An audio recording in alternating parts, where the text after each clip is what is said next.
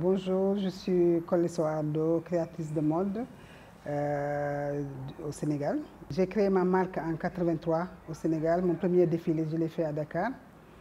Et après ça, j'ai fait d'autres défilés en Afrique. Et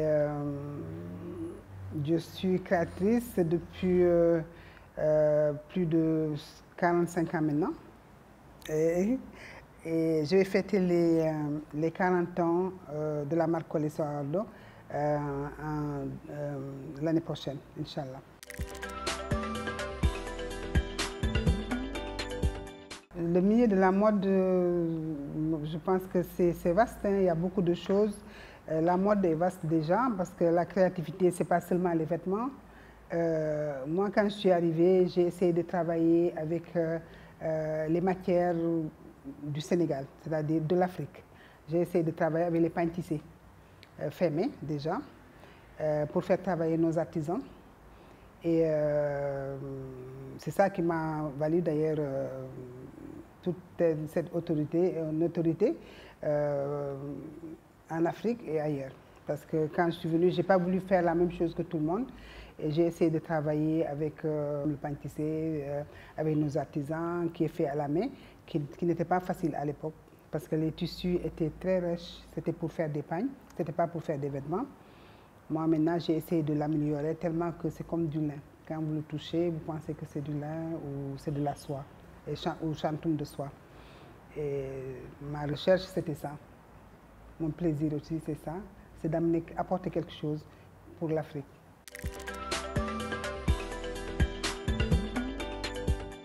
C'est d'aimer ce que je fais et être entouré aussi de ma famille. Et entouré pas seulement de ma famille, mais de tout le monde au Sénégal et ailleurs. Et que les gens ont adopté les modèles Collé Soardo, la création Collé Soardo. Et ça m'a permis de oser et de continuer. Et de croire surtout à moi. Parce que quand on fait quelque chose et on ne croit pas à soi, ce n'est pas la peine de continuer. Ça, c'est pas moi, c'est Dieu. Hein? C'est-à-dire, j'ai de la volonté, j'ai essayé de rester moi-même, j'ai essayé de garder la tête sur les épaules. J'ai essayé vraiment, c'est l'éducation aussi de base peut-être de mes parents et mon entourage. Hein? Mon entourage, mon mari, ma famille, mes amis. Et que, tu vois, j'ai une amie, quand j'ai commencé, les gens parlaient de moi, Collé. Elle m'a dit, il ne faut pas changer. Hein? Si tu changes, moi je te laisse. Reste comme tu es. Tu vois déjà. Et les gens avaient peur que peut-être que je prenne la grosse tête parce que je suis rien du tout.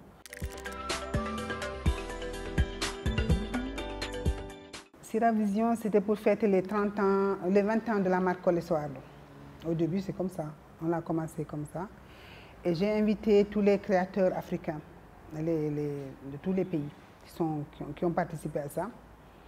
Et le lundi, Patéo de la Côte d'Ivoire, quand il partait, il a vu tous les journaux. Tout le monde parlait de Siravision, le défilé, les créateurs et tout ça. Il m'a appelé dans l'avion.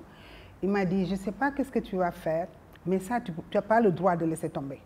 C'était ton anniversaire, tu l'as organisé, mais c'est une continuité. C'était une porte ouverte, parce qu'il fallait le commencer peut-être pour savoir que c'est possible, mais il ne faut pas l'arrêter. J'ai dit, Paté, ça, moi, je n'ai pas dormi depuis 6 mois. Je suis en train, elle me dit, ça, c'est ton problème. C'est toi qui as commencé, personne ne t'a demandé, c'est toi qui as commencé, il faut continuer. J'ai dit, d'accord. Après, j'ai dit tout, on a repris l'année suivante. Après, on a dit, non, c'est trop lourd, il faut qu'on le fasse tous les 2 ans. On a fait 2 fois 2 ans. Et après, les créateurs, tout le monde me disait, non, tu n'as pas le droit. Toujours, tu n'as pas le droit. J'ai dit, mais vous êtes dans vos pays et vous n'êtes pas, tu n'as pas le droit. Il dit, non, non, c'est toi qui as commencé, on ne t'a pas demandé. Il faut continuer. Dakar, tout le monde aime Dakar. Quand on parle de Dakar, tout le monde a envie de venir, tu vois. Et voilà, j'ai fait tous les ans. Et en plus, bon, le président Wade nous a accompagnés sur ça. Et qu'à l'époque, on avait aussi des sponsors qui croyaient à Siravision, ils croyaient à la mode. Et ça nous a permis de faire ça pendant 12 ans. Quand j'ai fait les 12 ans, après j'ai dit aux jeunes qui étaient autour de moi que maintenant c'est à vous de continuer. Moi je vous ai montré la voie Et maintenant, il faut continuer. Ils étaient d'accord au début, mais après, ils m'ont dit, maman, ça c'est... J'ai dit, mais je suis derrière. Comment on fait pour avoir des sponsors? J'ai dit, mais je vous accompagne. J'ai essayé de les convaincre et tout, mais ils avaient peur, premièrement. Et deuxièmement, bon, j'étais entourée des jeunes.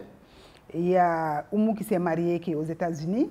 Et il y a Aïté qui s'est mariée aussi. Tout mon entourage est parti, tu vois. Les gens qui organisaient Siravision, il y a le 3/4 est parti, tu vois. Et les autres n'osaient pas. Et moi aussi, j'ai eu, après quelques difficultés de la famille, tu vois, j'ai perdu mon fils. Et bon, ça m'a, je pouvais pas, je pensais même pas à être là aujourd'hui, à faire ce que je fais, tu vois. Mais après, à la longue, bon, mais je pense qu'on va revenir sur ça. Parce que j'avais dit que j'arrêtais Siravision, c'est fini, mais depuis 2 semaines là, chaque fois que, parce que depuis 2 semaines, j'ai eu que des interviews, que les gens, pour la journée de la femme, pour d'autres personnes, et les gens sont venus me voir. Et tout le monde me parle de Siravision. Et les collègues même m'appellent. Cette semaine, j'ai eu 4 personnes qui m'ont appelé de l'extérieur pour parler de Siravision. Ils ont envie de revenir à Dakar.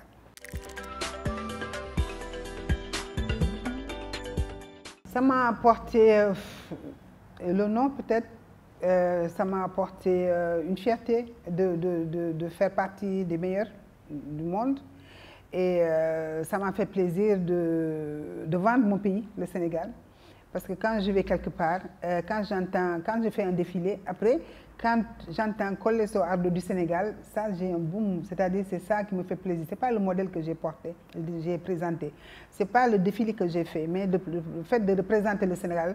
Mes collègues me disaient toujours, chaque fois qu'on vous parle, vous dites Sénégal, je suis Sénégal, Sénégal. Mais vous êtes africaine. Je dis oui, mais je suis sénégalaise aussi.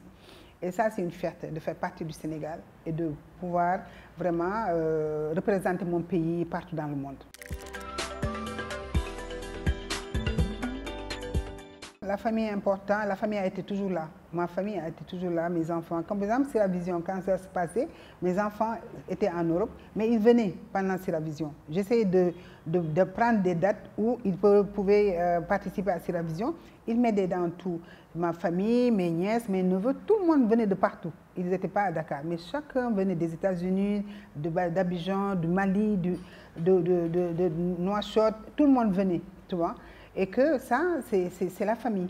Je veux dire que si on n'avait pas la famille liée, les gens ne feraient pas ça. Mais tout le monde venait. Et mais vraiment, toute la famille m'entretenait, mon mari, mes oncles, mes frères, mes sœurs. C'était un truc de famille, tu vois. Mes amis, tout le monde était là. Tu vois. Chacun prenait quelque chose, chacun faisait quelque chose. Et voilà, c'est ça qui a amené Siravision d'ailleurs là où il est aujourd'hui.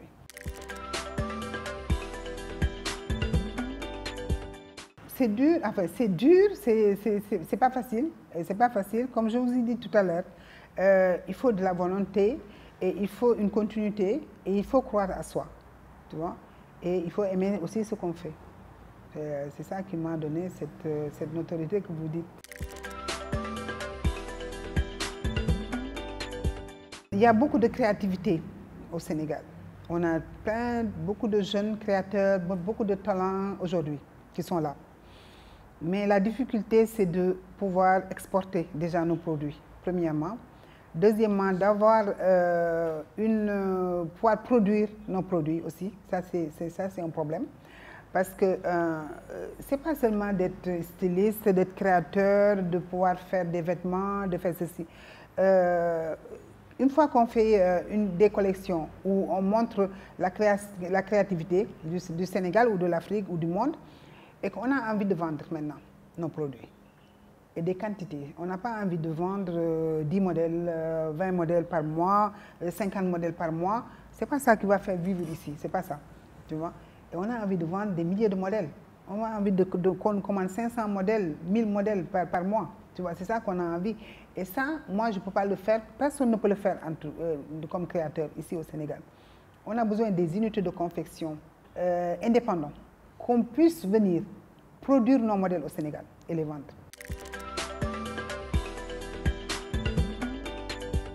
Être indépendant, premièrement, et puis continuer à travailler. Moi, je pense qu'on a beaucoup d'atouts.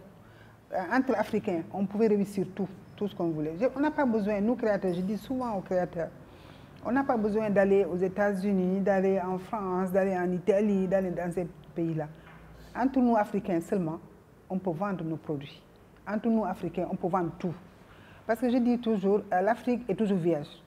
Tout ce qu'on a comme possibilité, on n'a pas encore commencé à vendre. J'espère que les jeunes ont commencé, les petits-enfants, peut-être ils vont y arriver. Mais nous, il y a plein de choses qu'on n'a pas encore utilisées. Dans l'artisanat, si vous voyez, dans la créativité. Maintenant, j'ai vu qu'il y a des gens, on parle de pain tissé, j'ai vu la dernière fois à la télévision, on parle de pain tissé. Pain tissé, c'est là depuis combien d'années? C'est maintenant que les gens commencent à comprendre ce que c'est qu'un pain tissé, est-ce qu'on peut le porter, est-ce que c'est portable, est-ce que c'est ceci. Et il y a d'autres possibilités, il y a les sacs, il y a tu vois, il y a des jeunes qui font des sacs maintenant, il y a des chaussures, tout est fait sur place. Moi, tout ce qui est fait là, c'est fait ici à Dakar. Les chaussures, les sacs que je fais, c'est fait ici à Dakar. Tu vois. Et ça veut dire qu'il nous reste encore des choses à faire. C'est l'accompagnement qui nous manque.